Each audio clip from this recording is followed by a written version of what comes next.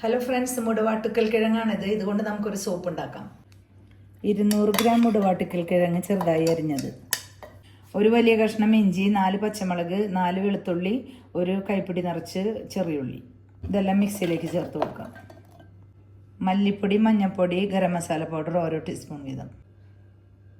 ജീരകം, കുരുമുളക്, കരയാമ്പൂ, പട്ട, ഏലക്കായ നമുക്ക് മിക്സിയിലിട്ടിട്ട് കൊടുക്കാം. തക്കാളി ഇതിലേക്ക് മുറിച്ചിട്ട് കൊടുക്കാം.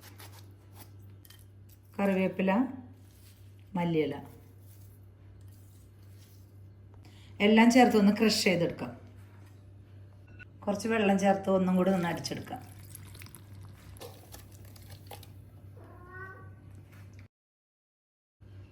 നമുക്ക് 2 ലിറ്റർ വെള്ളം ചേർത്ത് ഇത് 1 മണിക്കൂർ നേരം തിളപ്പിച്ചെടുക്കണം.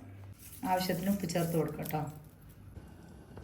അപ്പോൾ നമ്മുടെ സൂപ്പ് റെഡിയായി. നമ്മൾ കുറച്ച് മല്ലിയില കൂടെ ചേർത്ത് കൊടുക്കാം.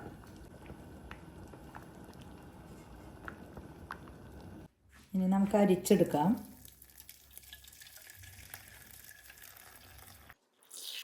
ആട്ടുകാൽ സൂപ്പ് റെഡിയായി. ഇതിന് ആട്ടുകാൽ സൂപ്പ് എന്നും പറയും. അപ്പം മുടവാട്ടുക്കൽ സൂപ്പ് റെഡിയായി.